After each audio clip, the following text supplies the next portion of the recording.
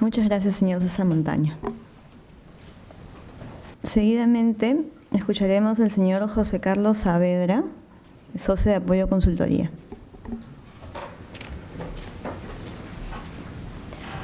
Quería agradecer a Capecúa y a Juan Carlos por la invitación y permitirnos a Apoyo y a mí participar de este importante evento. Mi trabajo en Apoyo y el servicio que damos básicamente es tratar de entender el entorno de negocios en el Perú y en algunos países de la región con tal de encontrar oportunidades. Y por eso nos gustó bastante la invitación, porque pensamos que con el cambio que se ha mencionado bastante en Ecuador, vemos muchísimas oportunidades. Creo que eso es algo, creo que la palabra oportunidad ha sido mencionada varias veces a lo largo de las presentaciones y creo que es bastante sintomático de la realidad que estamos viendo en nuestro vecino país de Ecuador. Entonces, se nos pidió que hagamos una breve exposición acerca de cómo estamos viendo el momento actual de la región, el momento actual de la relación entre Perú y Ecuador y algo de las perspectivas de ambos países. Con Perú nos sentimos bastante cómodos de hablar de perspectivas porque el análisis que hacemos sobre este país es bastante intenso, profundo. Sobre Ecuador haremos el mejor esfuerzo por dar unas perspectivas desde Perú, desde la oficina y desde las cifras que vemos. Así que probablemente es una visión bastante general, probablemente incompleta, pero es la mirada que podría tener, por ejemplo, un inversionista desde Perú, y creo que en ese sentido también es valioso ver cómo se ve el país, ¿no? Respecto del primer punto de la relación, y aquí quisiera básicamente centrarme en los mensajes centrales que quisiera transmitir en esta presentación. Básicamente son 5. El primer mensaje es que es inevitable afirmar o concluir que la región está enfrentando un nuevo ciclo de crecimiento económico. Toda la región, no solamente Perú, Ecuador, toda la región está entrando en un nuevo ciclo de crecimiento moderado, es cierto, muy jalado por la inversión. Voy a detallar eso más adelante. Perú y Ecuador comparten retos similares. Creo que tenemos más similitudes que diferencias. La relación comercial entre Perú y Ecuador se ha fortalecido en los últimos años. No voy a entrar en mucho detalle aquí porque ha habido excelentes presentaciones previas que han dejado esto bastante claro. Ya hablando de perspectivas, en nuestra opinión, Ecuador está en un proceso de transición bastante favorable que genera, como mencioné anteriormente, muchas oportunidades y que es parte de un proceso de transición hacia un modelo que, si bien genera costos en el corto plazo y retos en el corto plazo, es una transición hacia un futuro mejor, hacia un futuro de crecimiento económico sostenible y que promete mejorar el bienestar de la población.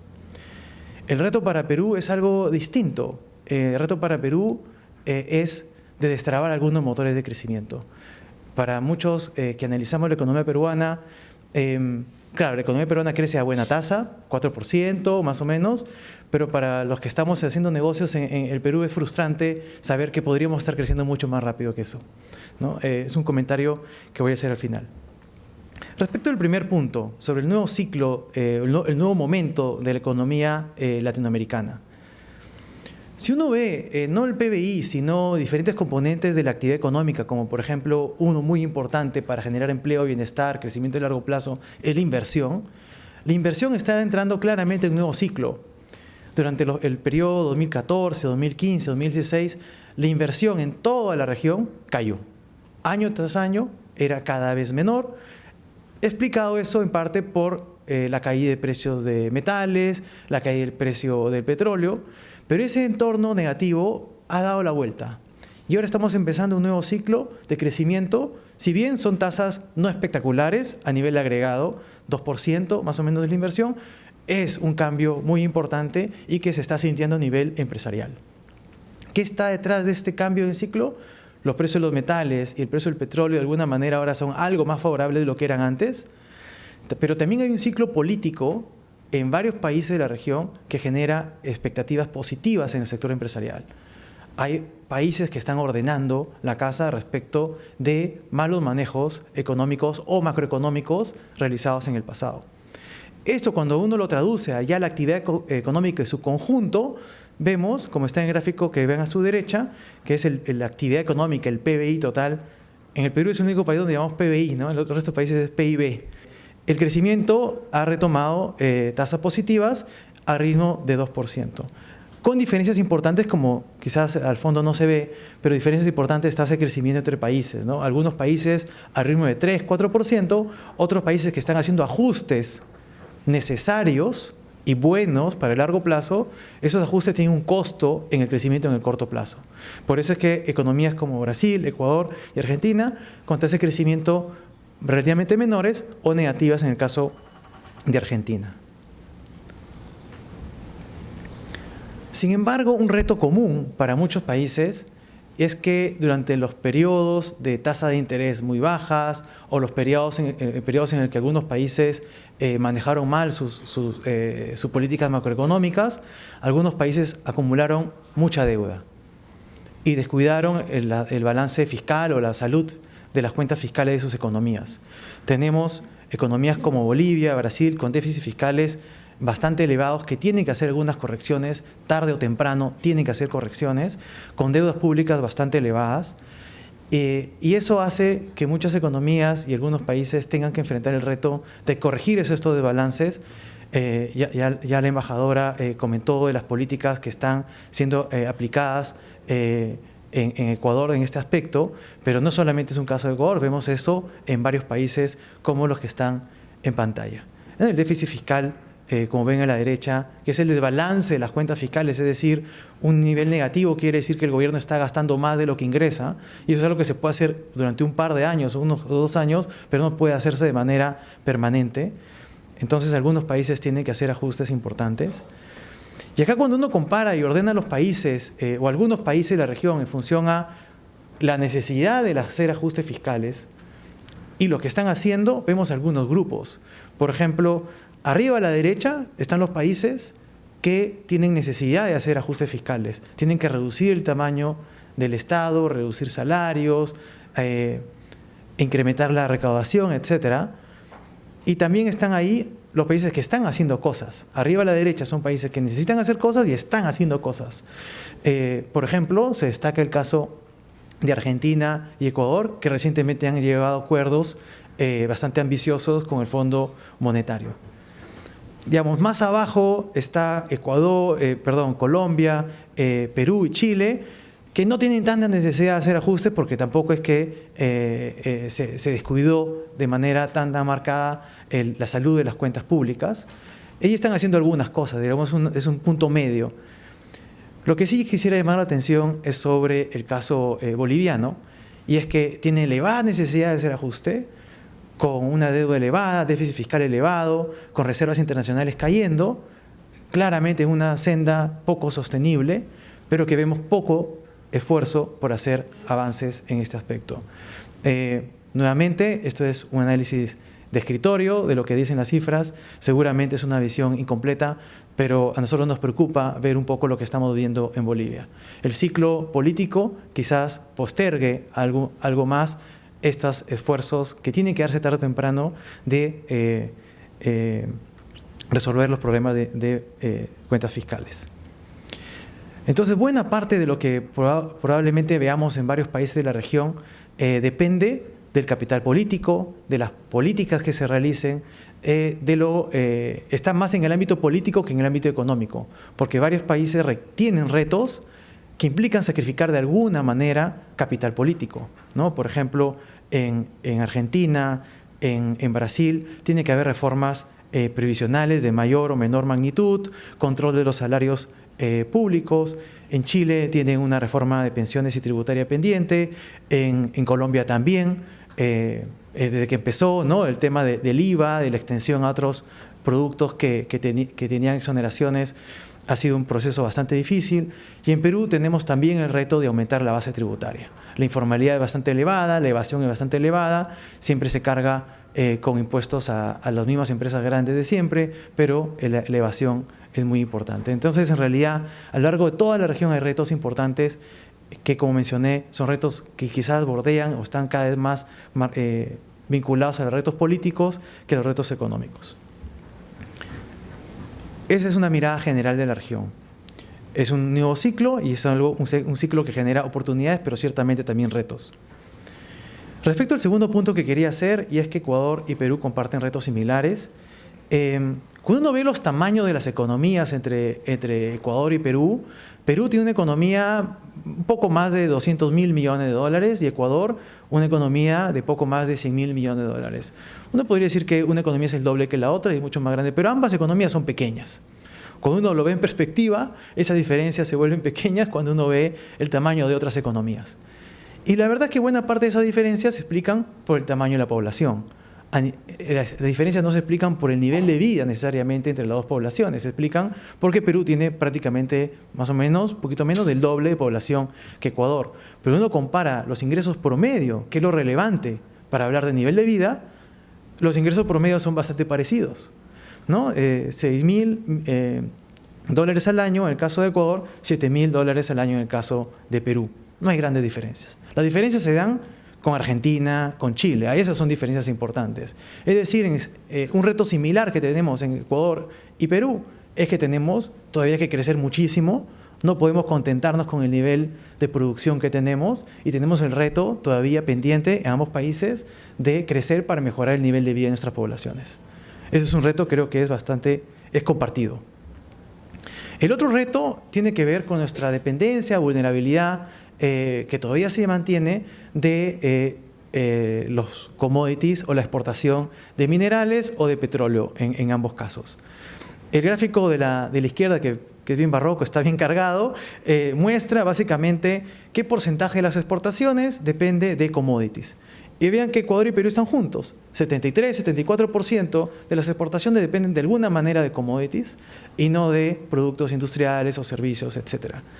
Eso es algo que nos hace bastante vulnerables a los vaivenes de la economía global. La caída del precio del petróleo cayó, no sé si recuerdo bien, a la mitad en su momento. Eso genera problemas. A Perú, la caída del precio del cobre, también que se dio alrededor del 2014, que bajó también más o menos a la mitad, generó problemas a toda la economía. Y en el gráfico a la derecha se ve esa relación tan marcada que hay en el caso de Ecuador y Perú entre la actividad económica, el crecimiento económico y lo que pasa con los precios. Más o menos la mitad de lo que pasa con nuestras economías en términos de crecimiento económico depende de lo que pasa en el mundo, en particular con los precios de los productos que exportamos. Eso es un reto muy importante para el manejo de la macroeconomía y para también los riesgos y oportunidades que se generan para las empresas. Ambos países tenemos el reto de generar mejores instituciones, mejoras en competitividad y un mejor entorno para hacer negocios. No quiero entrar acá a mucho detalle en los números, pero cuando uno ve diferentes rankings de competitividad o de facilidad para hacer negocios, si bien es cierto, en Ecuador se ha visto una mejora en los últimos años, que es una mejora que ciertamente no se ha visto en el Perú, mientras que Ecuador ha mejorado en los últimos años los 15 y 17 puestos que mencionaron anteriormente, Perú ha retrocedido varios puestos. Ahora, en nivel, la situación en nivel posiciona algo mejor a Perú que Ecuador, pero la tendencia es más favorable para Ecuador, ¿no? Ciertamente, en general, en ambos casos vemos retos importantes para generar competencia en cada mercado, hacer más fácil hacer negocios, etc. El tercer punto que quería hacer, pero creo que ya ha sido mencionado de manera bastante clara y mejor de lo que yo podría haber hecho, es que la relación entre Ecuador y Perú se ha fortalecido bastante en los últimos años.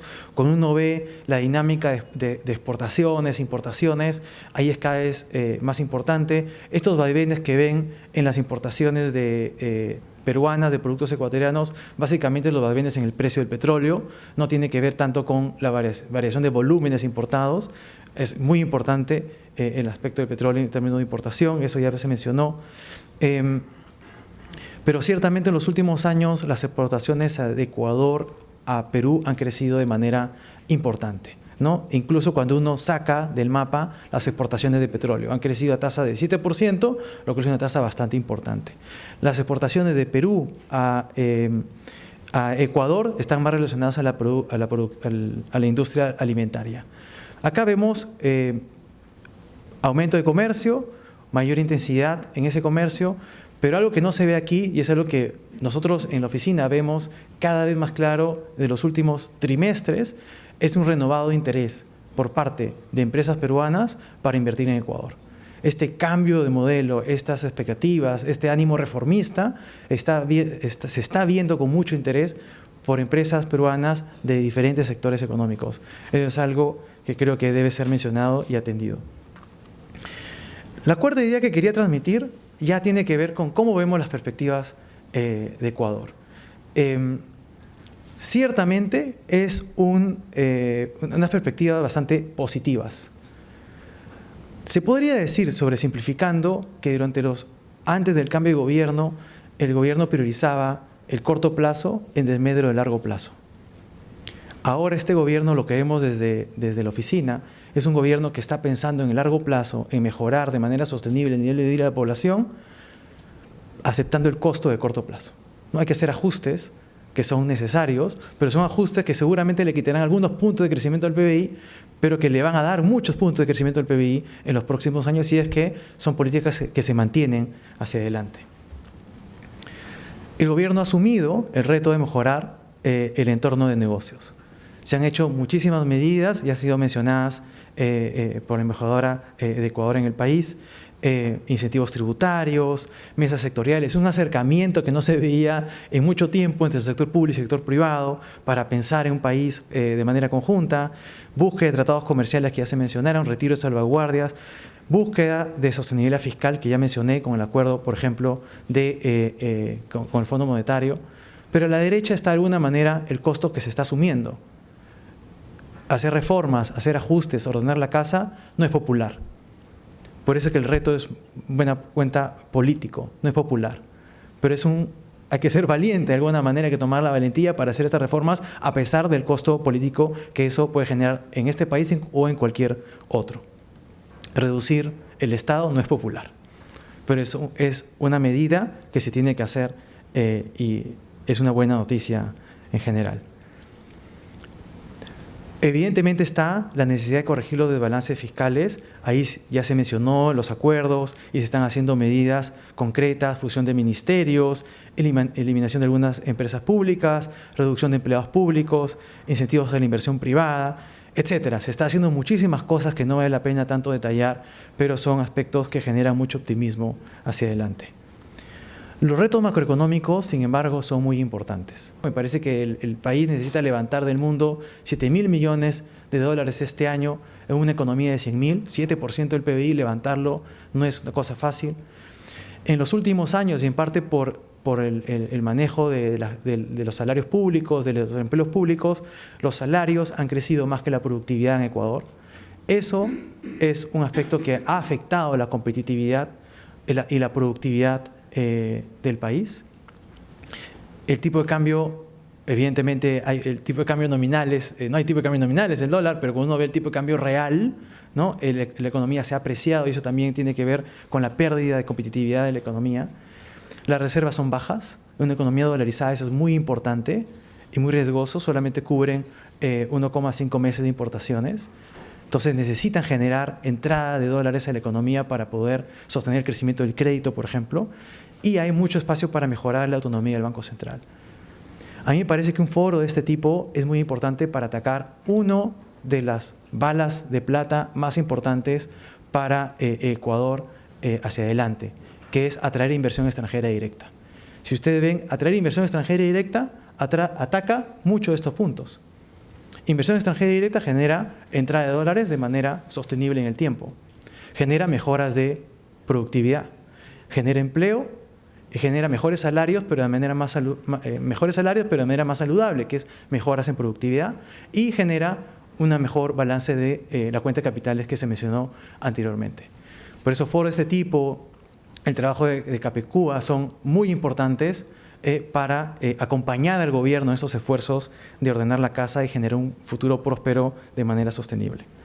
Perspectivas, crecimiento bajo, pero es por el proceso de ajuste, transición que se está dando en este país.